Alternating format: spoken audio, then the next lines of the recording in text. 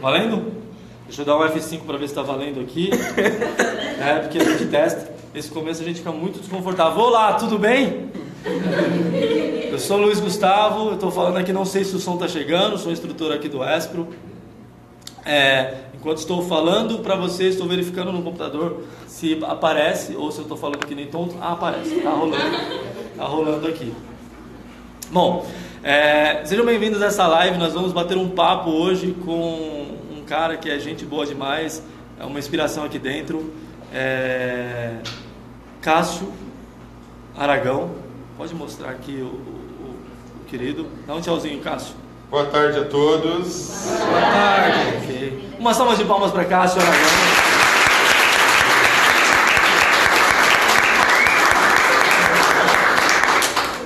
E aqui ao meu lado nós temos Jordan. Pode bater palma para ele. Obrigado. E ao meu outro lado, Jonathan.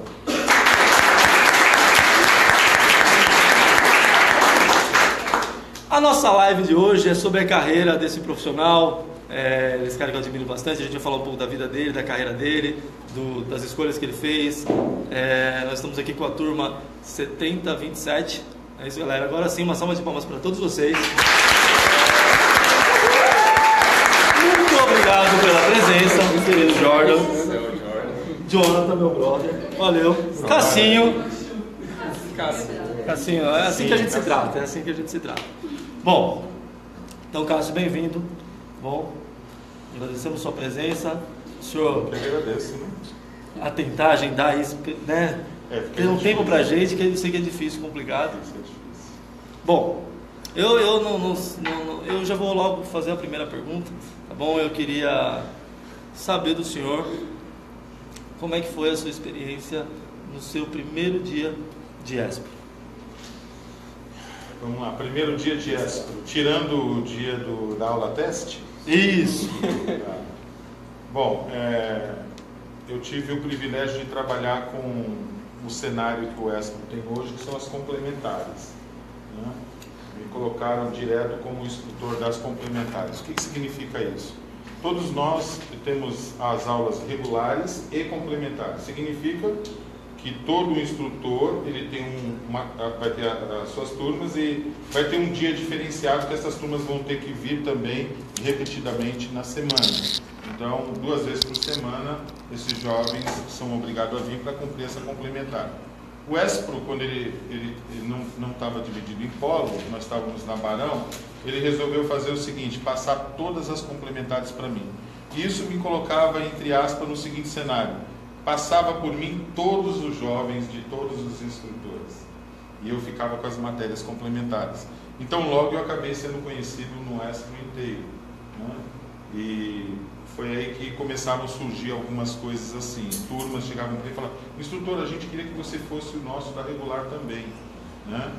E a minha primeira experiência foi essa, de ter a oportunidade de estar trabalhando com todas as turmas do Espro e conhecer um pouquinho também. Eu acabei conhecendo um pouquinho dos outros instrutores através da turma, né?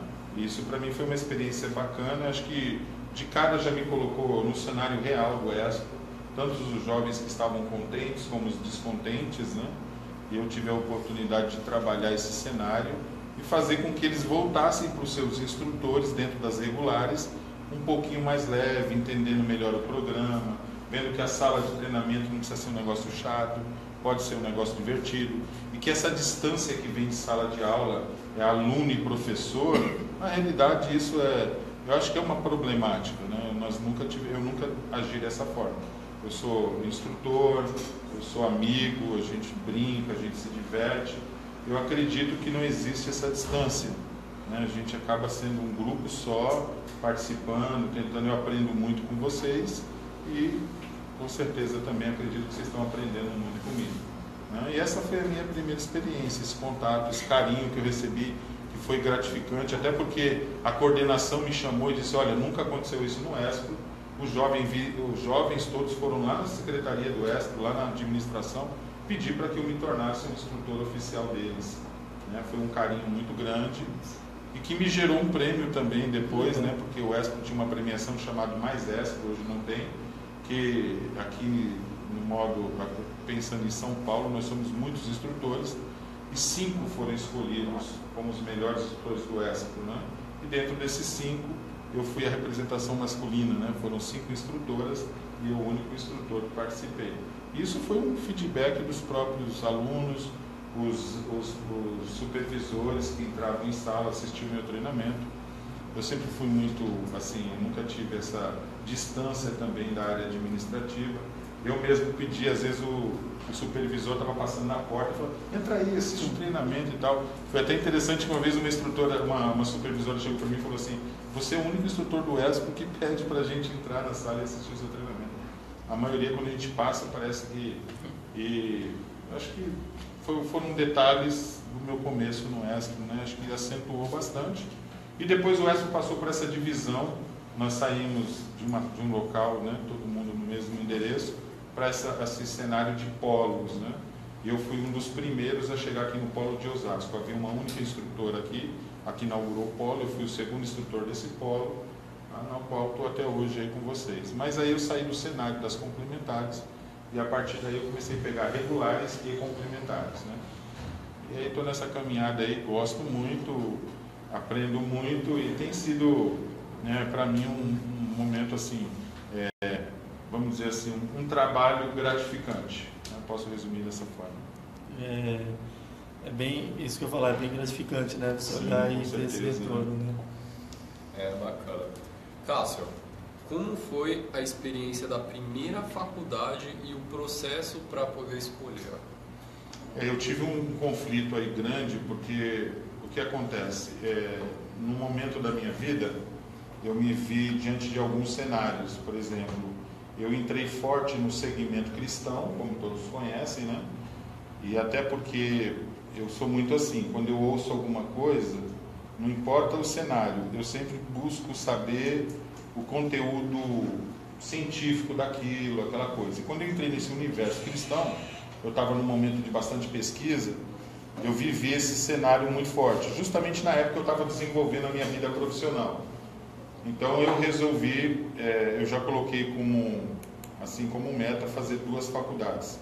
E aí eu já consegui vamos dizer assim, esse feito aí, de uma forma que também me ajudou muito. Eu sou formado em teologia, buscando entender esse universo cristão, e a minha profissão, no modo geral, que eu sou um profissional da área de informática.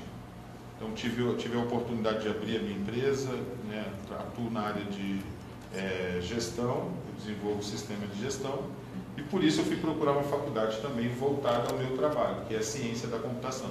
Então eu tenho a formação tanto no lado do meu cenário religioso, vamos dizer assim, e meu cenário profissional. Então foram os dois bacharéis. E aí, no meio de tanta coisa, eu resolvi fazer uma faculdade de matemática. Galguei muito tempo, mas aí aconteceram tantas coisas, principalmente no mundo profissional. Eu peguei algumas empresas que eu tive que desenvolver sistemas pesados. Teve um sistema que eu comecei a desenvolver que demorou do contrato inicial até a entrega do sistema 1 ano e 2 meses. Para vocês entenderem como é pesada essa área de desenvolvimento de sistema de gestão, e por isso eu tive que parar muitas coisas, aí resolvi parar minha faculdade de matemática, né? E aí acabei não tendo força para voltar, porque eu conheci o Jordan, né? O Jordan estava fazendo, eu vou usar o Jordan nesse cenário. Então eu tenho um pouquinho mais que a metade, né, de uma faculdade aí de matemática, que me ajudou bastante, porque também fazia parte do cenário da educação, era uma licenciatura que eu estava pensando em tirar. Então foram as faculdades que eu fiz, né? Pensando em bacharéis, foram essas 2 formações aí, teologia e ciência da computação, e uma quase terminada um bacharel de matemática, licenciatura. Certo. O professor mesmo falou que é formado em teologia. Sim. Certo? Quais foram as razões que levou a escolher esse curso? Eu estava me descobrindo nesse cenário cristão, né? A gente aquela pergunta, né? De onde nós viemos, para onde nós vamos. E minha família entrou nesse segmento. Eu não sei quantos aqui são cristãos, mas eu fui católico a minha vida toda, embora eu sou católico até hoje, né? Todos nós. A palavra católica é universal, mas eu sou católico cristão, né? E aí você entrar e ver as pessoas falando coisas, cada lugar que eu ia era uma interpretação diferenciada, e eu resolvi entender isso pelas línguas originais. Até porque a Bíblia que nós temos hoje é uma Bíblia traduzida, e eu queria entender. E quando eu fui buscar esse cenário, existe um curso chamado curso de teologia médio que se tem no mundo universo cristão, e eu fiz esse curso, que é um curso de 3 anos, mas ele só fica no conhecimento histórico, ele não dá línguas. E o que eu queria também era poder ler a Bíblia no original. E aí a única forma era ir para uma faculdade. E aí eu fui, aprendi, porque o Antigo Testamento é em hebraico, e aí eu fui aprender a língua hebraica, e o Novo Testamento é o grego. E aí tive a oportunidade de aprender essa língua e ter a oportunidade de estudar a Bíblia na língua original, né? A minha Bíblia mesmo, o Antigo Testamento é em hebraico e o Novo Testamento em grego. Eu uso muito mais para pesquisa. Quando eu estou no meio da comunidade, eu uso essa que nós temos, que é uma tradução, né? E essa coisa de entender o original, a mágica de uma língua, né? Só para dar um exemplo, o hebraico ele parou de desenvolver. Então, por exemplo, como é que aí de repente criaram um helicóptero e o cara pula lá do avião, do helicóptero e abre o paraquedas. Como a língua parou o hebraico, como é que eles falam um cara pulando de paraquedas? Isso é fantástico. Então, como é que em hebraico se fala isso? Eles usam o termo, a mulher pulando do cavalo de saia. E aí abre-se o vestido, né? E assim que se fala em hebraico, uma pessoa pulando de paraquedas. Né? Então, essa mágica, essa coisa, que é uma língua antiga, até porque esse povo passou por uma mudança e saiu do hebraico, foi para uma língua mais misturada, né? Mas o hebraico achei fantástico. Então, isso me levou, né? Isso me fez, todo esse cenário me fez buscar esse conhecimento, que hoje me ajuda muito, até porque eu continuo nesse segmento, é uma coisa que eu tomei para a minha vida, e você entender bem aonde você está, isso é fantástico. Eu sempre gostei disso. Eu nunca gostei de ficar com aqueles pontos de interrogações ou ir para casa com o que as pessoas falam. Eu prefiro ir para os livros, né, vocês que estão fazendo o treinamento comigo, percebem que eu gosto muito de falar de conteúdo histórico, fazer muito pano de fundo antes de dar matéria. Isso é uma propriedade que eu tenho, né? A teologia me despertou muito para a leitura. Eu tenho um acervo hoje, eu tenho uma biblioteca hoje de quase 5 mil livros, né?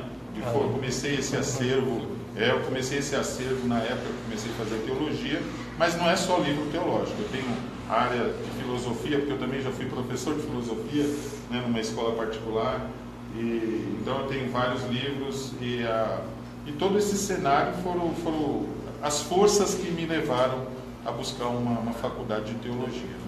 Você falou agora há pouco também, você fez uma referência ao querido Jordan ou Jordan?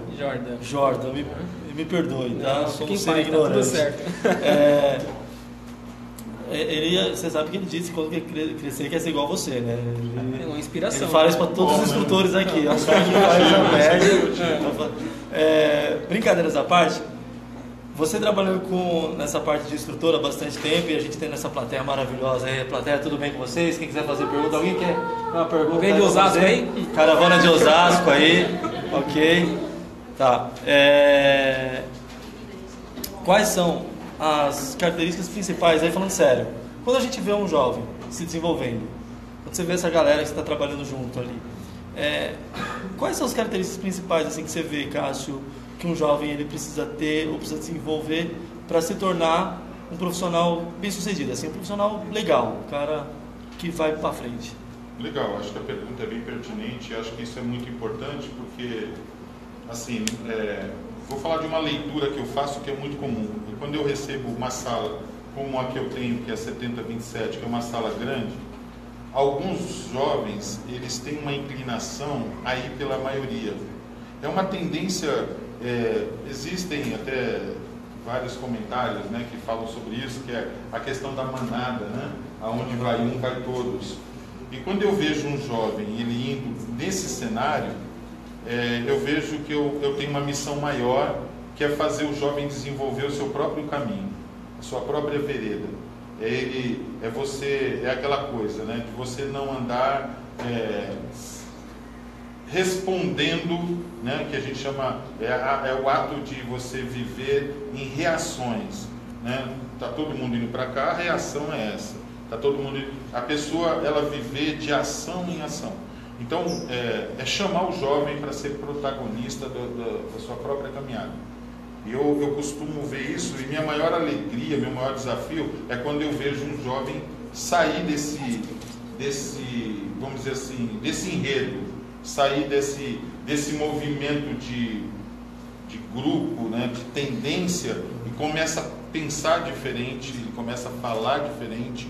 Aqui tem muitos exemplos, mas vamos pegar aqui quem está do lado. O Jordan é um diferencial nesse ponto, e são jovens que o Jordan, quando começou, ele tinha um grau muito forte de timidez, ele venceu muito desse, mas ele tutibiou uma época, ele começou a ir pelo lado da maioria, mas aí eu consegui puxá-lo e mostrar um caminho diferente. E ele desenvolveu de uma forma, hoje eu tenho jovens fazendo a mesma coisa, né? Tem o Jonathan aí também, que tem uma caminhada fantástica. Eu vejo, tem muitos jovens aqui que falta pouca coisa para perder cortar esse cordão umbilical e começar a desenvolver, porque lá fora, né, tem jovem que ele parece que ele se agiganta no meio da roda, do grupo, sorri, se diverte, mas quando você coloca ele num cenário de desafio lá fora, ele se sente muito fragilizado. Eu acredito que a sala de treinamento deve exercer mais isso. Tirar vocês da roda e falar, assume esse desafio sozinho. Faz isso, vamos ver até onde você vai. E aí ele fica mais preparado lá fora. Eu acho que é o maior desafio. Quando eu pego uma turma, é muito comum ver aquele jovem assim, não quero nada com nada, ele tá nem aí. E é coisa de manada, sabe? Aquela coisa. Mas você olha e de repente você vê uma outra e fala, nossa, olha o diferencial dele. Se eu pegar esse jovem daquela cadeira e falar, senta ali e faz com aquele, ele vai embora sozinho, ele é protagonista. Mas tem alguns que eu percebo que tem potencial, mas não assume isso. A pessoa fica... Então, acredito que vocês também visualizam isso. Eu tenho até uma atividade que eu mostrei através da conversa que eu tive aqui com o Gustavo. Eu desenvolvi uma atividade que eu estou pronto para... logo eu vou aplicar em vocês aí, como que cada um enxerga o próximo. E vocês, na realidade, o que eu já tenho de experiência das outras turmas? Que todo mundo tem essa mesma percepção. Se eu sentar você aqui do meu lado e falar assim, quem aqui são as pessoas que, se estiverem sozinhos, o desafio vão andar bem? As pessoas apontam o dedo e falam, esse, aquele. Mas tem alguns que eu não vou falar que não é porque não tem o potencial, é porque ainda não deu uma despertada. Então, o que eu vejo na turma, o que eu mais visualizo na turma é isso. É quando eu recebo um grupo novo, aqueles que vão na tendência natural dos jovens. Todos os jovens estão nesse sentido. E aí isso não é legal. Assim, é legal o grupo, é legal, a gente precisa disso, mas a realidade lá fora é completamente diferente.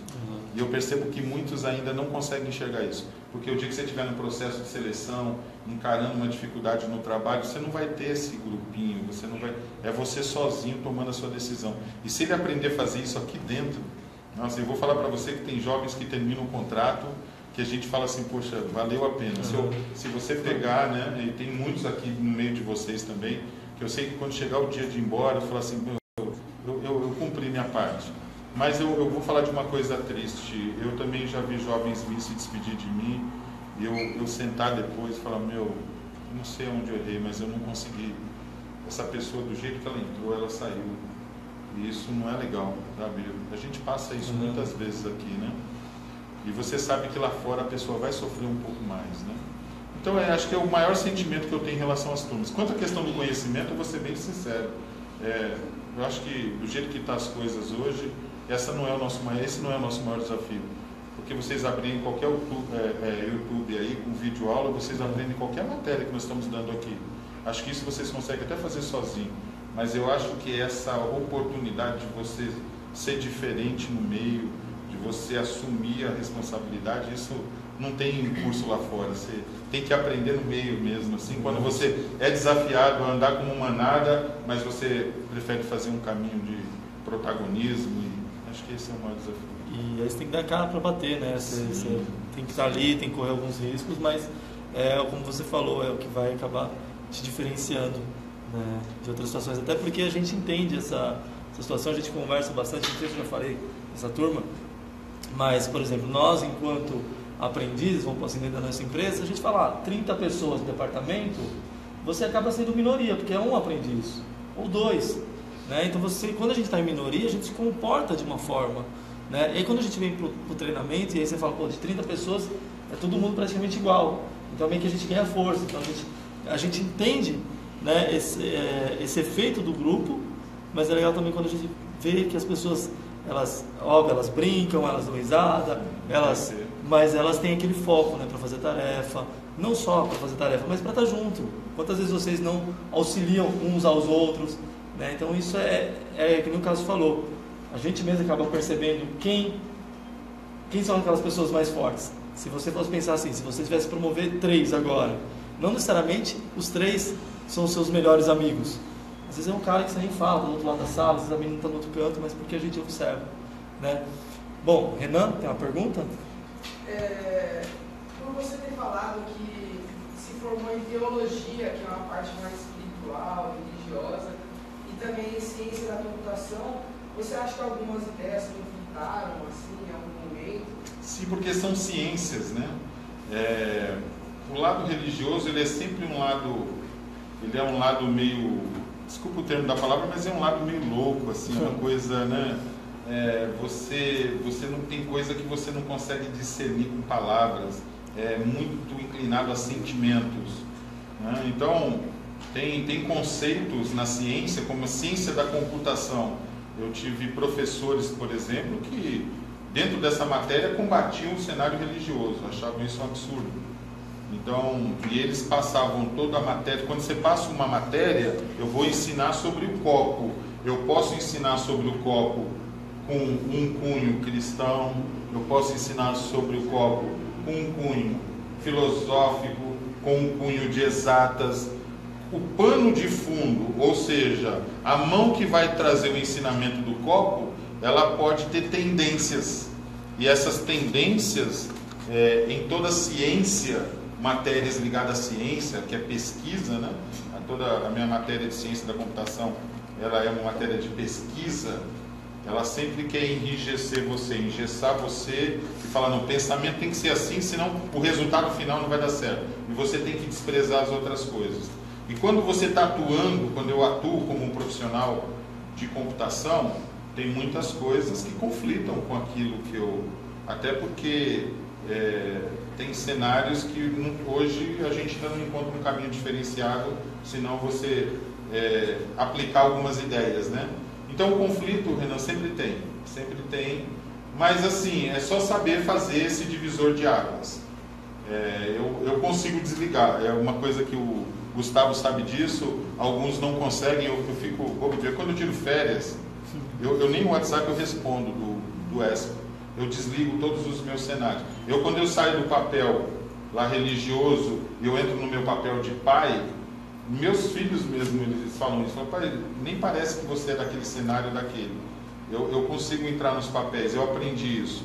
Então eu não levo nenhuma tendência de um papel para o outro. Quando eu estou com meus filhos, quando eu estou com a minha esposa, quando eu estou com vocês, eu sou aquilo. Pode ver que eu tenho meu cenário religioso, mas eu não ponho essa essência sobre vocês. Eu falo muito de princípios, mas eu sei dividir bem. Mas os conflitos sempre existem, e os conflitos eles estão lá, e se a pessoa não tiver disciplina, né, até por isso, né, eu acho que por ter sido militar, eu acho que isso me ajudou bastante no cenário de disciplina. Eu consigo fazer isso com a maior tranquilidade. Tanto que tem pessoas que quando me veem num papel, quando eles fazem a minha leitura, eles não conseguem acreditar que eu sou de outro papel. Por exemplo, o fato de eu ter uma empresa, desenvolver sistema de gestão, às vezes eu consigo falar com pessoas, eu trabalho com comunidades bem carentes, margem da sociedade, né? Como alguns sabem, eu faço trabalho com drogados, tanto meninos como meninas, casa de recuperação masculina, casa de recuperação feminina. E quando eu estou ali conversando com eles, quando eu falo, eu sou professor, ninguém fala, mas você não parece um professor. Eu sento no chão com eles, eu como com eles, eu tenho um cenário, parece assim que eu vivo no meio. Então é você saber se desligar de um papel do outro. Ninguém me vê como um acadêmico no meio de uma comunidade carente. Trabalho com ONGs, com essas coisas, então você tem que ser muito simplista no jeito de falar. Eu não levo o meu dicionário acadêmico para os meus diálogos mais simplistas. Eu uso os termos mais simples possível, porque eu sei que o outro lado tem que fazer uma leitura e entender o que está sendo falado. A gente erra muito nisso, mas eu vou dizer que hoje eu não gero nenhum conflito em nenhum dos meus papéis por desobedecer essa regra básica de levar a tendência de um para o outro. Mas os conflitos estão lá, Renan, isso não tem como tirar, né? A gente sempre tem conflito, sempre os papéis que a gente vive tem conflito, né? Isso não tem como não ter. Muito bom. Então, professor, a gente sabe que o professor é formado em diversas áreas, né? Tem alguma área que você gostaria de fazer se tivesse oportunidade? Sim, eu sempre fui amante da área de engenharia, tanto é que uma pós também que eu era para eu ter terminado, mas eu vivi um cenário aí meio difícil. Eu comecei pós-graduação, que é a área de engenharia. Eu estava fazendo engenharia de software, mas eu tive um dos meus filhos que passou por um cenário passou por uma doença muito difícil, né? Eu recebi uma notícia que quase nos derrubou, que talvez ele teria que fazer hemodiálise até conseguir um órgão. Isso para mim num primeiro momento né? E aí graças a Deus que na investigação da medicina descobriram que só faltava uma proteína no rins dele, mas ele teve que fazer um tratamento de 2 anos. Nesse meio período ele entrou em UTI 2 vezes e eu não encontrei cabeça para terminar minha pós-graduação, né? Eu terminei, né? Eu perdi minha pós, minha esposa perdeu um dos mestrados dela e foi justamente nesse cenário, né? Então, dentro dessa coisa do conhecimento, né? Da busca do conhecimento, eu acredito que ela é interessante, ela é uma coisa que a gente tem que buscar, mas tem valores hoje que são muito mais fortes. Eu também, na questão do respeito, eu respeito muito isso, né? Nessa época que meu filho ficou doente, ele ficou 2 anos sem comer nada com sal, né? E ele falou, pai, como que vai ser? Como é que eu vou? Eu falei, não, filho, eu vou entrar nessa com você. E tem até um fato interessante, que uma vez eu estava num cliente, ele quis ir comigo, e na volta eu passei numa churrascaria. Estava eu, ele e o outro irmão dele, mais novo. Nós entramos na churrascaria, eu falei assim, meu querido, você tem aí alguma carne sem sal? O cara falou, aqui nós não fazemos carne sem sal. E aí eu chamei o gerente, falei, você me permite entrar na sua cozinha e preparar uma carne sem sal para o meu filho? Aí ele ficou tão comovido, ele falou, não, pode ir lá. Eu entrei no restaurante, na cozinha, peguei a carne crua e preparei para o meu filho, para mim e para ele. Que ele queria comer numa churrascaria, né? Até paguei porque eu abri uma caixinha para o cara lá, do pessoal da cozinha. E eu comi com meu filho uma carne sem sal numa churrascaria e enfrentei esses 2 anos com ele sem colocar nada salgado na boca, né? Então isso também foi uma das coisas que, enquanto eu estava vivendo esse cenário junto com ele, eu não consegui pensar em estudo, não consegui pensar em nada. Foi um momento que eu dei uma parada, né? Atualmente eu estou terminando agora, graças a Deus já estou no meu TCC da vida, terminando uma pós-graduação em docência do ensino superior, estou terminando agora, né? E assim, área da educação, do ensino, sempre que tem uma oportunidade eu estou lá, né? Eu não consigo, às vezes você fala, vou parar, mas aí aparece uma oportunidade. Eu gosto muito de estudar, né? Então, para mim, esse ensino e esse muitos saberes, como o Jorge falou, né? Muito conhecimento. Não, eu acredito que são oportunidades que a gente tem para se tornar melhor. Eu não faço disso, eu nunca fui de me exibir em relação a... Tanto é que quando eu terminei a faculdade de teologia, a teologia, assim, o teólogo, ele usa um anel de teólogo. E nos últimos 3 meses da minha faculdade de teologia, as empresas de anéis, eles vão lá na faculdade e começam a apresentar os anéis. Eu nunca comprei um anel, tinha até condição, mas nunca usei um anel, nunca me apresento como um teólogo, sempre como uma pessoa em sala aqui também de treinamento. Eu acredito, se eu tenho falhado dessa missão de me apresentar simples para vocês, me desculpem. Mas eu nunca fui assim, né? Posso ter bastante experiência, sim. A vida me proporcionou, a maior das escolas, né, me proporcionou isso, mas quando eu paro de perguntas que eu não consigo responder, acho que isso é coisa de Cássio. Eu corro atrás, tem algum curso que eu posso fazer para amanhã, se essa pergunta vier de novo, eu conseguir responder, aí eu vou atrás, né? Assim eu tenho feito os meus EADs da vida, tem muitos EADs aí, e é o que eu tento recomendar para vocês. Toda vez que eu falo, pessoal, estudem, porque está mais difícil, mas eu falo isso com essa propriedade, dizer assim, eu estou correndo atrás do conhecimento, né? Isso me ajuda. Eu acredito que é uma boa para todo mundo que se aproxima. Se aproximar de alguém que tem conteúdo, acho que isso é muito agradável, né? E em nome desse agradável eu tento melhorar cada dia. Né? É isso aí. Cássio, você citou o desafio que você teve com o seu filho. No decorrer da sua carreira e tudo mais, você teve mais algum além desse que impactou grandemente? Sim, é o lado financeiro, né? Eu sempre acreditei muito nas pessoas. E eu fui procurado, eu já tinha minha empresa, eu fui procurado por uma amiga, que nós éramos um grupo na época de escola, no meu tempo era chamado, a gente fazia primário, ginásio e colegial, né? É um grupo que eu andei com eles do ginásio até o colegial. E ela me procurou falando assim, olha, lembra do Eduardo? Eu casei com ele. Então eu falei, vocês casaram? É um amigo que eu tenho. E disse assim, ele se formou na área de pavimentação, só que estava trabalhando e a pavimentação no Brasil teve uma mudança com essa questão das enchentes, mudou todo o cenário de pavimentação e ele não teve condição de se especializar em essa nova reengenharia da pavimentação. E ele estava desempregado, eu peguei e falei, não, traz ele para cá, ensinei a profissão para ele. No caso do desenvolvimento de sistema, ele achou muito difícil, porque realmente precisa de um conhecimento bem abrangente, mas eu ensinei o caminho técnico para ele, então ele se tornou um técnico comigo. E esse foi um lado assim, bem marcante, porque assim, eu confiei tudo a ele, eu passei meus clientes, dei a chave da empresa para ele. Na época eu tinha uma empresa que era a parte de desenvolvimento de gestão, e eu também tinha uma escola de informática, e tinha a parte de um laboratório onde a gente consertava e vendia computadores. Então só a parte de gestão que eu não passei para ele porque ele não desenvolveu, mas ele assumiu o restante, né? Eu deixei chave na mão dele e tudo, e aí ao passar do tempo eu descobri que ele estava me passando a perna. Um cliente ligou, uma passagem rápida, ele ligou e falou assim, um advogado, e quando eu atendi o telefone o cara até me ofendeu. Vocês fazem um serviço aqui que não tem valor nenhum, agora um monte de problema, vou processar a empresa de vocês.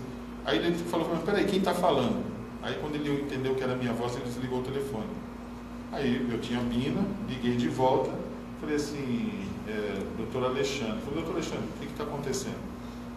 Que desrespeito foi esse, né? Eu nunca dei essa liberdade. Ele falou, Cássio, me desculpa, eu vou ser bem sincero. Eu liguei aí para você há uns 3 anos e você me passou o orçamento pela empresa. Assim que eu desliguei o telefone, meia hora depois, o seu sócio me ligou. Eu falei, sócio? Não tenho sócio. Ele falou assim, Eduardo. Eu falei, não, só o Eduardo é um funcionário aqui. Ele me ligou e ofereceu o mesmo serviço pela metade do preço. Muito amigo, né? E aí, mas o que me chamou a atenção? Como eu ficava muito fora das empresas, da minha empresa, eu ficava muito nas outras, por causa de reuniões e sistema de gestão, demora a implantação, né? Eu resolvi de 6 anos, 7 anos para trás, eu varri o meu sistema e todos os pedidos, né, todos os orçamentos que não foram aprovados, vamos dizer assim, em percentual, de todos que não foram aprovados, 80% o cara por trás ele ofereceu metade do preço e pegou os meus clientes. E aí eu fui até a casa dele, né? Esse dia ele não estava, a esposa dele me atendeu.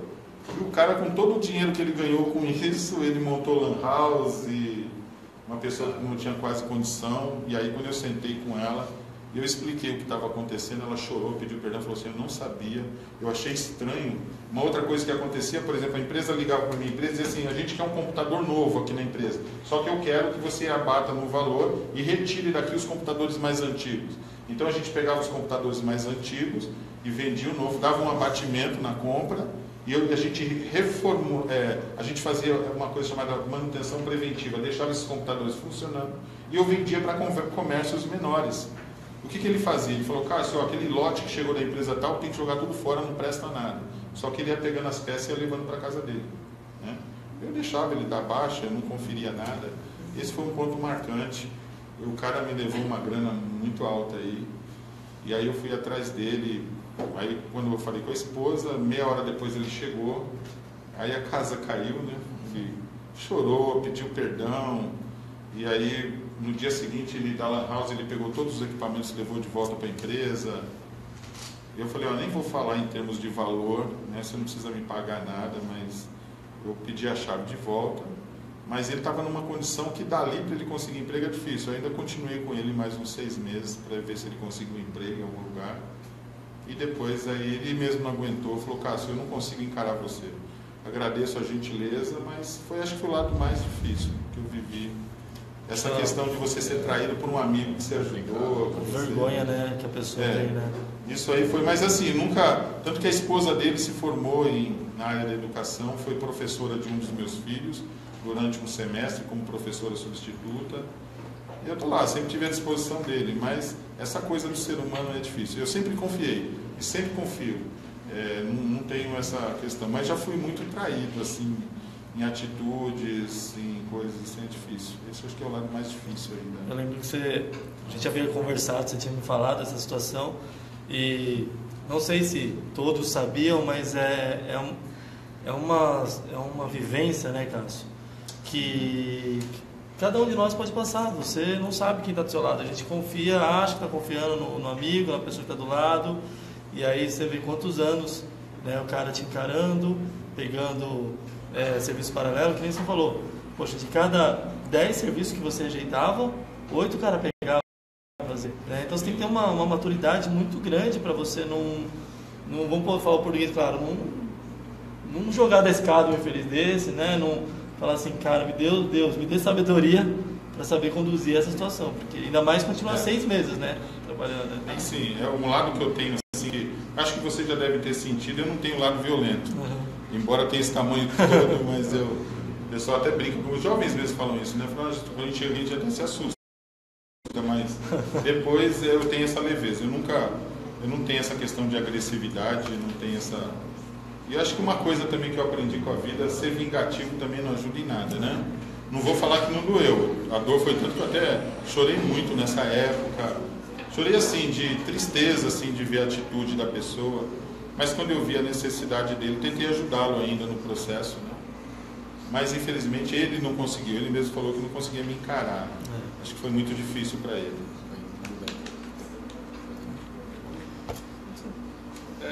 Cássio, agora uma pergunta meio pessoal, né? Mas é um conhecimento que eu acho que toda a turma quer saber sobre você. O que você costuma fazer nos seus tempos livres? Que pelo que você fala, você aparenta ser uma pessoa muito ocupada. Sim. Até porque tudo que você faz, desenvolver sistema, vir dar aula. E o que você costuma fazer nos seus tempos livres? Olha, quando eu tenho oportunidade de família, eu gosto de fazer muita coisa na família, né? Uma coisa que eu acho que eu comentei, não sei o que eu comentei hoje sobre isso, né? Por exemplo, as coisas que são boas eu gosto de acentuar mais na minha vida.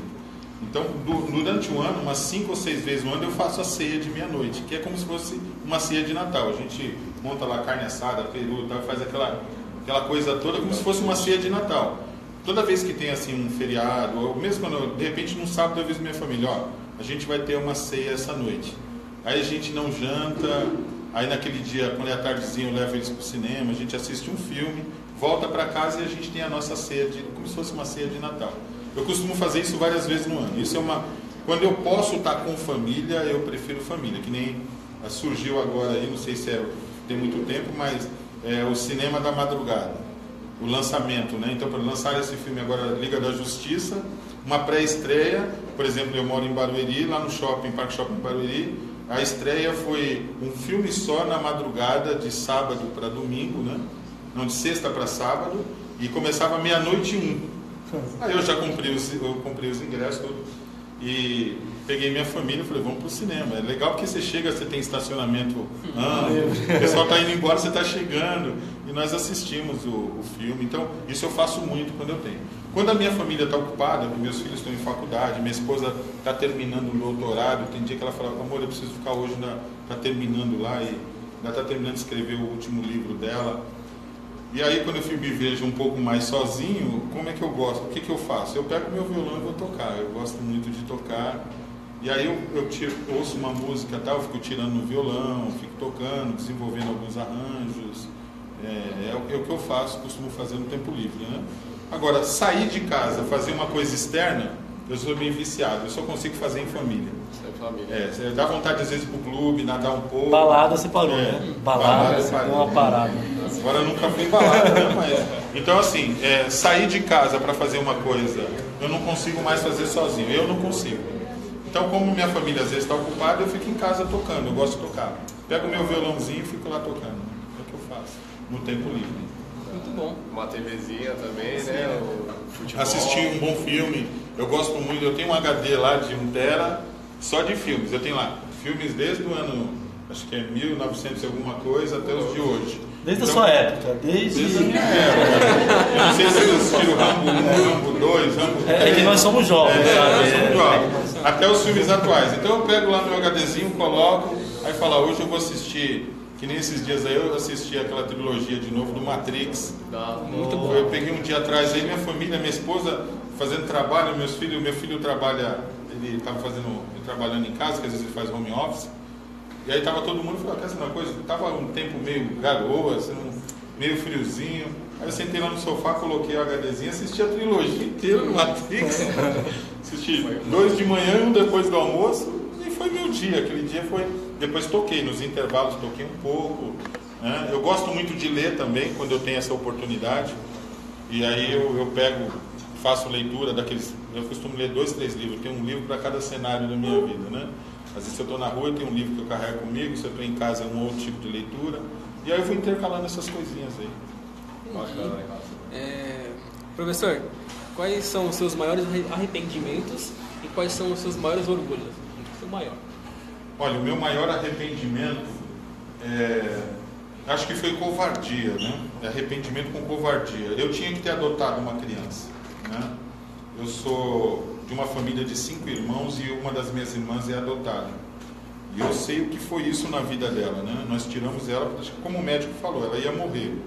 Ela estava numa salinha, imagine uma sala com um único quarto, onde o pai e a mãe, drogados, chamavam 7, 8 pessoas, ficavam fumando maconha e tudo, e ela pequenininha no berço, inalando isso, atrofiou todos os nervos dessa menina, e nós conseguimos adotar essa criança, e ela já não andava, ela já estava com um monte de sequelas, e hoje eu olho para minha irmã e eu vejo assim, acho que todo mundo tinha que ter adotado uma criança, né? Eu tenho, né, 3 filhos maravilhosos, mas eu tinha essa meta no meu coração, né? Tanto que, olhando muito para minha irmã, né? Minha irmã, ela é uma vencedora, e eu me arrependo de não ter adotado uma criança. Eu tive muitas oportunidades, como eu falei para vocês, eu faço muito trabalho de ação social.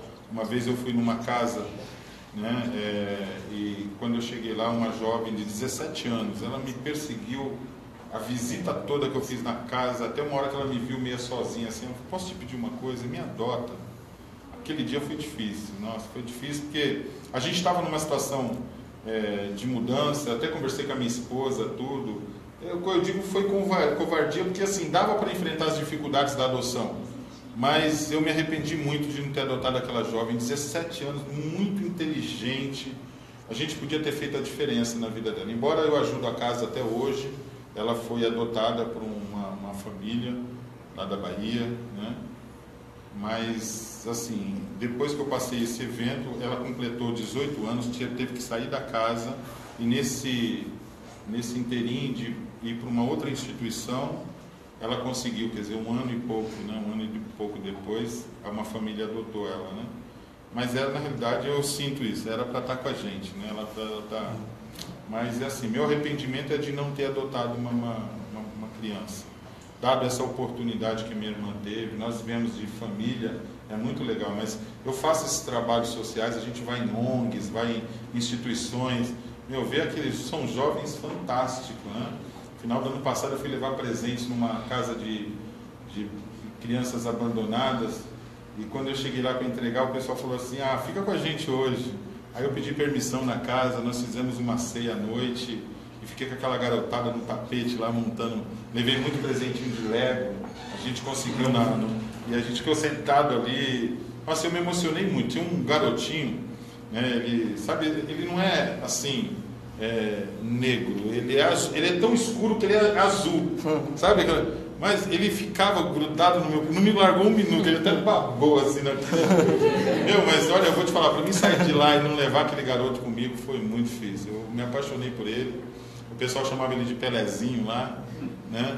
E ele tinha maior dificuldade de montar o Lego. Aí nós fizemos uma dinâmica lá de montar as duplas, e eu falei, eu quero ficar com o Pelezinho. Aí eu ajudei ele a montar um castelinho e ganhamos. Uma das gincanas nós ganhamos, ele ficou com um presentinho. E assim, acho que isso ligado a esse cenário é onde eu mais me arrependo, né? Em termos acadêmicos, eu acho que o que eu tinha que estudar, eu estudei. Profissionalmente, eu me considero hoje realizado. A profissão que eu almejava, eu entrei, que é informática. Educação aconteceu depois, né? A área da educação gosto muito, mas eu sou um profissional da área que eu sempre almejei, né? Isso eu não me arrependo. Casei com uma mulher maravilhosa, né? A mulher mais linda do mundo. Eu fui esperto. É a hora do on agora. Fala mais linda do mundo. Eu fui esperto, porque quando eu achei, assim, do dia que eu conheci ela, 4 meses depois eu estava casado. Namorei, noivei, casei em 4 meses, né? Foi maravilhoso. E com os meus filhos também não tenho arrependimento. Acho que a forma como eu os eduquei também, assim, não tem uma coisa que eu possa olhar e falar assim, poxa, isso não foi legal. Eu posso dizer assim, um privilégio que eu tenho, eu vivi o crescimento dos meus filhos, participei de todas as fases. Eu tenho um orgulho grande de dizer assim, eu ensinei meus filhos a nadarem, eu ensinei meus filhos a andar de bicicleta, a empinar pipa, a rodar peão, a jogar bolinha. Eu fiz tudo isso junto com eles, né? E isso é o maior orgulho que eu tenho. Eles aprenderam sobre vida sexual comigo. Cada fase da vida deles eu sentei e falei, ó, nós vamos falar agora sobre autocomplacência, né, que alguns conhecem como masturbação. Nós vamos falar agora sobre vida sexual, doenças venéreas. Quando eles tinham aula de educação sexual na escola, eles já chegavam lá sabendo disso tudo, né? E acho que eu também não tenho um arrependimento ligado a isso, né? Com a minha esposa, eu acho que eu deveria ser assim, mais aventureiro. Eu conheci a minha esposa, ela é meio maluca, assim, sabe? Ela faz umas coisas que me assustam.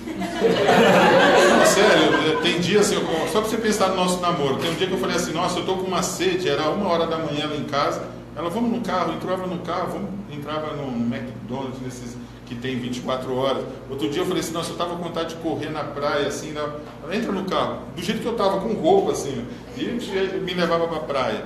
A gente acampou, né, bastante na época de namoro. A gente pegava o carro, assim, pegava o carro e entrava. Vamos pegar uma rodovia aqui, rodovia a gente vai pegar hoje, vamos pegar a Dutra. Aí a gente parava em algum lugar, comprava aquelas revistas de camping e via o camping mais próximo, perto da Dutra. E entrava. Isso eu não vou falar que isso não é uma coisa minha, é coisa dela. Aí a gente descobriu muitos campings assim. Entrava, teve um que, assim, acho que o mais marcou, que a gente descobriu, nós montamos a barraca do lado de uma cachoeira. Sabe o que é você de manhã abrir assim a barraca e a cachoeira caindo e aquela brisa entrando na barraca? Eu vivi esse cenário, essas coisas assim. E eu acredito que se dependesse dela a gente ia mais longe. Mas é que eu sempre, assim, é uma coisa que eu tenho que é uma coisa também que não é legal. Eu não gosto de deixar para amanhã o que eu tenho que fazer hoje. Então, por conta de alguns compromissos, eu falo, amor, hoje não dá, essa viagem que é tão longa, eu vou diminuir um pouco, que eu preciso entregar isso. E eu acho que foi um ponto também que eu devia ser um pouco mais liberal, devia ter curtido mais a vida, mais por ela. Eu não sinto falta dessa curtição, né? Mas eu vejo que a minha esposa é mais aventureira, né? Tanto é que ela meus filhos têm muita aquela coisa por causa dela. Minha esposa é uma maluquinha, sabe? Você fala para ela, estou com vontade de comer um carneiro assado. Ela vai pegar o carro e vai achar um carneiro para fazer um carneiro, porque ela achou a ideia, ela compra a ideia. Eu não sou assim. Tenho vontade de comer um carneiro. Espero chegar um dia que eu for para algum lugar. Ela não, ela faz na hora. Tipo, não dá para ser um ovo, né? Tanto é que, infelizmente, vocês não conheceram, mas eu trouxe ela aqui. Ela palestrou para 2 turmas, dando dicas sobre faculdade, sobre a formação dela na área de EAD, né? Ela é formada nisso, né? Está terminando doutorado na área de comunicação, mais ligada à área da educação. Mas eu acho que é onde eu senti mais são esses 2 cenários. De ter adotado uma criança e de ser mais aventureiro no meu casamento. Acho que é isso aí. E o orgulho dos filhos, né? Que você falou, né? Participação dos filhos. Os filhos são essa coisa... nem posso falar de filhos, porque senão eu vou falar um monte aqui. Eu vou querer vender o WhatsApp dele. Meus filhos, eu sou apaixonado. Tá certo. Galera, alguém mais tem alguma pergunta? A gente vai finalizar nos próximos minutos. Fala, querido. Curiosidade, só qual é o nome do seu emprego? Você disse que tinha montado? Não sei se você tem até hoje. Eu tenho. Chama-se Shalom Assessoria e Treinamento em Informática. Foi nesse cenário também, até pelo nome, que o Senac me achou e me chamou com uma proposta, onde eu fiquei trabalhando com o Senac em parceria durante quase 5 anos, 4 anos e pouco, né? através do nome da empresa. Eles me acharam pelo nome da empresa, né? Aí eu trabalhei, fiz um trabalho grande na área educativa. Não, o que mudou por causa do Senac. Ela era assim, ela era Shalom Assessoria, né? Shalom Assessoria. Quando eu fui entrar no Senac, nessa proposta, ele precisava ter na razão da empresa um nome ligado a treinamento. E aí eu tive que mudar a razão social por causa do Senac, por causa dessa parceria que eu fiz com ele. Então antes era chamado Shalom Assessoria, ficou Shalom Assessoria e Treinamento em Informática, né? E aí eu tive que entrar com a palavra treinamento por causa dessa parceria com o Senac. É a única mudança que teve, né? E eu já abri como limitada, até porque a gente já tinha uns serviços aí que tinha valores um pouco mais altos, não dava para abrir como ME, né? Mas está até hoje, mas estou tentando fechar. A minha proposta agora é fechar e tentar vender aos meus clientes. É um segmento que eu não pretendo, eu acho que eu já cheguei num ponto que eu não queria mais, é muita coisa, né? Eu estava até falando com o Gustavo hoje, feriadão, dia 15, embora agora eu trabalho só com acesso remoto, eu não estou indo mais, porque eu tenho um profissional que faz serviço para mim lá fora. Eu trabalhei, mas dia 15 eu trabalhei de casa, eu atendi quase, sei lá, uns 12 clientes na minha casa. Terminava de atender um remotamente, acessava outra empresa. No final das contas, quando eu vi, meu feriado foi embora. Ainda bem que na madrugada anterior, que eu falei que era sexta, na realidade foi terça, né? Nós assistimos o pré-lançamento lá do... Então a minha família já aceitou, né? Mas é um bom que é um trabalho que eu faço em casa. A hora do almoço eu paro tudo, almoço, mas tinha que voltar para a minha máquina e continuar os acessos. Eu pretendo terminar essa empresa, acho que no máximo, estourando até o ano que vem, ainda continuo. Aí eu pretendo ficar só na área da educação mesmo, né? Acho que a empresa já deu o que tinha que dar, já coloquei meus filhos na faculdade, já tenho minha casa, já tenho... Assim, o que eu almejava, já graças a Deus, eu consegui. Através da empresa, né? Seu nome? Wesley, obrigado, Wesley. E a? Raquel. Professor, você consegue vivenciar os cenários certos nos momentos Sim. certos. Eu queria saber como o senhor fez para administrar tudo isso, porque, sei lá, a gente tem 18 anos, mas parece tudo uma loucura. Parece. Vou falar para você que eu tropecei em muitos deles, né? Mas a melhor coisa é o que eu falei no início aqui, é o conhecimento. Você saber administrar. Hoje, para quem não sabe, eu sou pastor de uma igreja evangélica e eu sou pastor presidente e eu pastoreio 2 igrejas, né? E se você me perguntar o que eu mais faço como pastor, é trabalhar com aconselhamento de casais, é o que eu mais faço. É o cenário mais desafiador da minha vida no mundo cristão. Eu aconselho que, tanto é que quando eu vou fazer um casamento, eu tento primeiro, antes de fazer o casamento, trabalhar esse casal pelo menos por 3 meses, porque assim, é triste quando do outro lado casais me procuram para pedir a separação. E aí eu tento fazer um reconciliamento, tento por todos os viés aí. E aí o que me ajuda para essa mudança de cenário? Conhecimento. Porque quando você tem conhecimento, você consegue disciplinar as suas atividades. Quando você não tem conhecimento, você fica errando muito, e aquilo que você poderia fazer em menos tempo, você demora muito tempo. Aí os papéis se misturam. Quando você tem conhecimento, é uma coisa que você aplica, assim, vamos dizer assim, você usa o instrumento certo, da forma certa, otimiza o tempo, então você consegue entrar e sair melhor do cenário. Não é uma coisa que vem da noite para o dia. Quando você falou, eu sou jovem, a gente é jovem, isso parece uma loucura. Para mim era uma loucura lá atrás, eu tropecei muito nisso, eu fiz muita besteira de levar trabalho para casa porque eu não conseguia na empresa, passei finais de semana em casa. Para você ter uma ideia, 3 meses depois de casado, minha esposa já estava ficando assim, porque eu estava num momento, eu estava desenvolvendo muitos sistemas, tinha fechado 2, 3 contratos, era uma loucura. E ela falou assim: amor, sábado à noite, você com essa máquina, não dá pra gente ficar junto? Eu falei: dá. Aí eu ia pra sala, põe um filme pra gente assistir, colocava o notebook aqui na perna. E ela, né, era bom porque às vezes ela cochilava no meu ombro, eu fazia de tudo pra ela não acordar, porque às vezes eu entrava na madrugada trabalhando, porque foi uma época muito puxada, porque eu estava desenvolvendo os produtos. Hoje eu tenho módulos prontos, hoje o cenário é outro, mas naquela época estavam todos em desenvolvimento, né? E foi difícil. Uma vez, o pessoal pegando uma linha assim muito curta, no feriado do carnaval, eu nem lembro de que ano que foi, a gente estava arrumando as malas, eu tinha alugado uma chácara para a gente passar uns 6 dias na chácara, eu e minha família. Aí eu já estava colocando as coisas no carro, quando o cliente estaciona aquele carro na porta da minha casa, no carro, você precisa ir lá na empresa agora, deu um problema no servidor, nós vamos lançar aí, tem um lançamento aí para... Aí eu olhei para minha esposa, ela olhou para mim e fez assim, sabe quando você fica naquela... E aí eu falei, não, o papel agora é outro. Aí eu falei para o meu cliente, me desculpa, eu estou saindo agora de viagem, não posso. Ele falou, cara, eu vou ter que procurar uma outra empresa para nos dar assessoria. Eu falei, tudo bem, acho que justo. No final ele nem conseguiu, me procurou de volta. Mas é coisa do psicológico, né? Ele quer fazer aquela pressãozinha, mas eu respeitei a minha família. E minha esposa me beijou mais por isso, né? Dei mais beijo, mais abraço. Mas eu viajei com a minha família. Então, assim, a gente erra. Lá atrás eu errei bastante, como, por exemplo, quando meus filhos chegaram para mim e falaram, pai, sábado está difícil, o senhor com esse trabalho e tal. E aí eu parei para pensar e eu resolvi, então, né, ouvindo a voz dos meus filhos, cancelei os meus clientes que eu atendi até sábado, e hoje eu não atendo mais cliente nem sábado, nem domingo, e é para os meus filhos. Um estava na época fazendo natação, estava participando do campeonato de natação, ele queria que eu ajudasse, o outro estava jogando basquete, queria que eu acompanhasse ele nos jogos dele, e eu tive esse privilégio, e vale a pena, embora, eu perdi dinheiro aqui, perdi dinheiro ali, mas os valores da vida como família, hoje eu posso dizer para você, agora que eu estou aqui nesse ponto, eu vejo uma família conectada comigo, uma família que me ama, uma família que sorri bastante, valeu a pena. Se perdi dinheiro, nem senti falta, porque o principal acho que é isso, a gente valorizar aquilo que é mais importante, né? Mas, Raquel, para eu chegar nesse ponto, eu apanhei muito.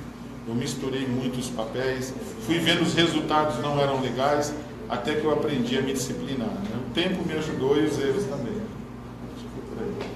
Bacana. Cássio, agora, como que você procura transmitir os seus valores para os seus filhos?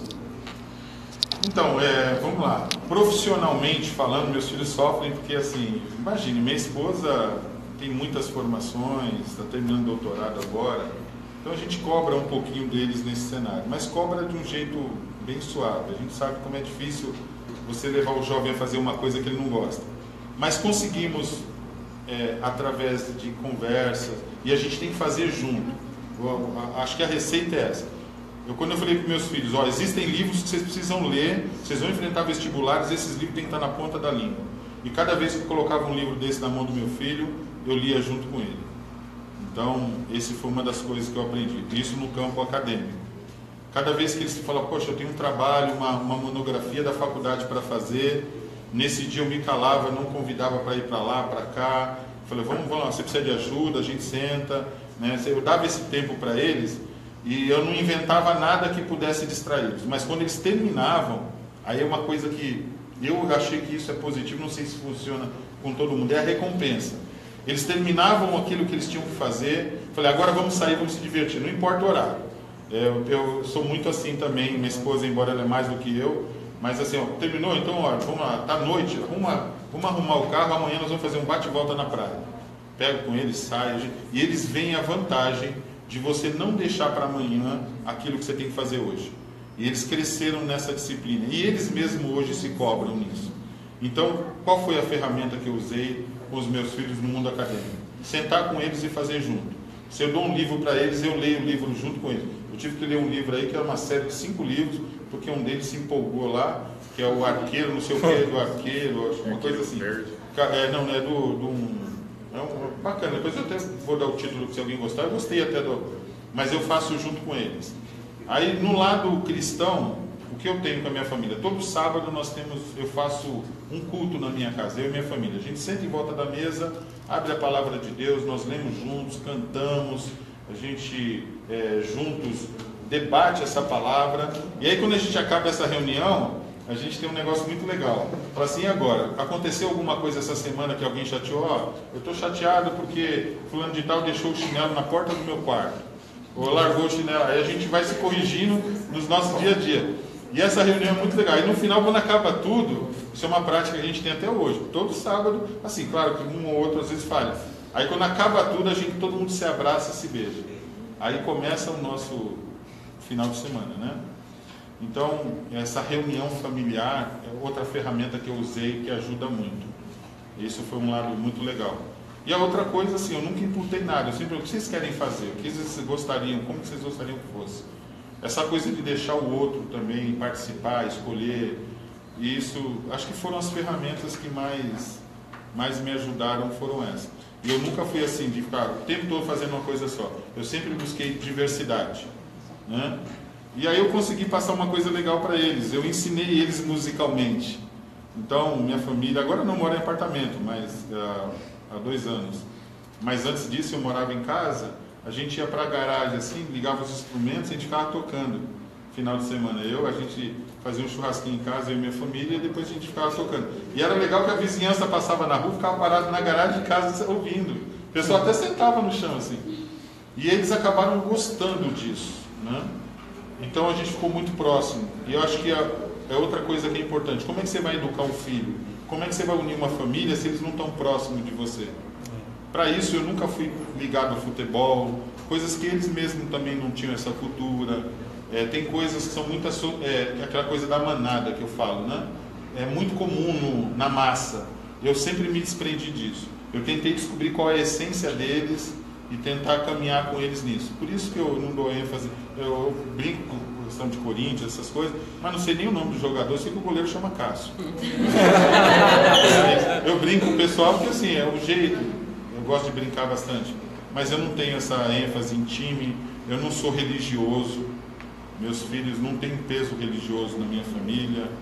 Eles têm muito disso, tanto é que meu filho, pai, agora estou fazendo faculdade, esses dias aí eu nem vou para a igreja, lá para a comunidade. Meu filho, fica à vontade, faz o que você tem que fazer. O que eu tinha que passar eu já passei, eles já sabem, entendem o caminho. Graças a Deus, meus filhos hoje não são envolvidos com nada de forma assim, pensando negativamente, nem bebida, nem entorpecentes, nem amizades assim, de níveis... Quando eu falo níveis, eu falo assim, pessoas que parece que só te empurram para o mal, para a perda, para diminuir. Não, eles sempre têm bons grupos, né, desenvolvem boas ideias. Eu acho que, posso ter errado em muita coisa, eu acho que todo mundo erra, eu sou ser humano. Mas eu acho que as receitas que eu usei deu certo, porque meus filhos me beijam e me abraçam o tempo todo. Meu problema é a cama, porque quando eu chego em casa eu deito, eles deitam tudo comigo na cama. Aí eu acabei comprando uma cama. São novinhos, né? Tem 5, 6 anos. Assim, né? Maior que eu, imagine. E eu tenho esse carinho, eu sou apaixonado pela minha família. E eu consegui, através disso, ter os mais próximos. Aquilo que eu não tive com os meus pais, eu consegui aplicar aos meus filhos. Mas eu amo muito meus pais. Eu também sou muito beijoqueiro, toda vez que eu vou lá, vejo muito meu pai, minha mãe. Mas eu não tive essa aproximação do meu pai, minha mãe um pouquinho mais, mas eu dei isso aos meus filhos. Me fiz presente para eles. Em qualquer coisa que eles passavam, eu largava tudo, com esse meu filho, nesses 2 anos de doença que ele passou, eu me ausentei da empresa durante 2 anos. Perdi vários contratos. Mas eu falei, todos os dias você ficar no hospital e não sai. Eu cheguei a ficar 7 dias dentro do hospital sem sair quando ele ficou na UTI. Na hora que ele entrou no hospital na UTI, eu não fui mais para casa. Falei para minha esposa, você me traz roupa, eu arrumo um lugar aqui para tomar um banho no hospital, mas eu só saio do hospital quando meu filho sair. E todo o tempo que ele ficou na UTI, eu fiquei com ele. Né? Quando meu filho tinha que passar um desafio, que nem esse negócio do restaurante, eu não ponho nada na boca se não for sem sal. Me permitiram, entrei na cozinha da churrascaria, preparei uma carne para o meu filho e ele comeu churrasco, junto com todo mundo, mas sem sal. Né? Então eu sou muito assim, se não der, não dá para um, não dá para todos. Eu sempre me coloquei no lugar deles. E acho que é por isso que eles têm esse carinho por mim. Quem conheceu meus filhos, um estudou aqui também, vem muito aqui no Oeste, veio várias vezes. O meu mais novo, acho que o Gustavo. O Cristian está sempre vindo aqui, ele é mais alto que eu, tem 17 anos. Né? Vocês vão, quando a gente anda na rua assim, é engraçado, porque ele só anda grudado em mim. Assim, né? Quando a gente está no trem, ele está deitado em cima de mim com a cabeça. Então, assim, é uma aproximação muito forte. Isso é uma conquista que a melhor ferramenta é estar presente. Você não precisa fazer nada. Você não precisa ser inteligente, não precisa ter faculdade. Não. Esteja junto. Se ele está sentado no sofá, eu não gosto, por exemplo, de jogo. Mas quando eles compraram o videogame, eu fui lá jogar com eles lá. Sempre pegava os menores recorde, aquelas coisas pequenininhas, mas eu jogava com eles. E aí quando era aquele dia que eles compraram um de corrida, até que é engraçado, eles escolhendo aqueles carros turbinados, eu escolhi o Fusquinha. E eu corria com o Fusquinha. Mas estava lá com eles, assim, participar, mesmo eu não gostando, não é minha praia, vamos dizer assim, mas eu sempre estive ao lado deles e acho que essa é a minha maior ferramenta, é ser presente. Acho que isso me ajudou bastante. Se é o certo ou não sei, com a minha família funcionou, né? Muito bom. Professor, qual o legado que você gostaria de deixar? Olha, para quem, Jorge, você está falando? Para a sociedade, para a minha família ou para os jovens, né, que passam nas minhas turmas? Para os jovens. Olha, eu acho que... Voltou? Voltou? Peraí. Agora sim. Voltando, nós tivemos um problema na live. Estamos finalizando nosso bate-papo com o Cássio aqui. Então, Cássio, pegando o gancho do final do vídeo anterior, a última pergunta para a gente encerrar a live. Embora você tenha falado um pouco disso, aliás, falou com muito gosto, a gente percebe, mas para finalizar, o que representa para você a sua família? O que ela representa para mim? Acho que ela é a casa. A casa que eu digo é o seguinte: a gente vai tomar muita pancada na vida, mas você poder entrar dentro de casa e conseguir falar assim, poxa, esse é o meu lugar, né? Eu acho que a família, além de tudo, é isso, é um local onde você recarrega as baterias. Por isso que eu digo, se você tiver que conservar alguma coisa, conserve a família, né? Em primeiro lugar na minha vida é Deus, né? E segundo vem a família, né? A igreja está lá em terceiro lugar, né? Que aí é o papel, a missão, né? Mas a família para mim é isso. A família para mim é lugar de tirar todas vamos dizer, as máscaras. É um lugar onde você não precisa arrumar o cabelo, onde você não precisa ter postura para isso, para aquilo. É um lugar onde você senta do jeito que você quer sentar, fala do jeito que você quer falar, come do jeito que você quer comer. Sei lá, eu acho que ela é o descanso, é a tal das águas tranquilas. Acho que é difícil definir família, mas se tivesse que reduzir as minhas palavras, falar: família é lugar de sorrir, família é lugar de sentir, família é lugar de se recarregar. Acho que é isso, né? Okay. Para mim é tudo, né, nesse cenário. Cássio, Perdão, desculpa, complementando, é o seu ponto de equilíbrio no caso. É isso, falou tudo. Acho que quando o mundo nos tira do eixo, aí você volta para a família e você entra no eixo de novo, né? Exatamente. Quando eu falo no sentido das pedradas,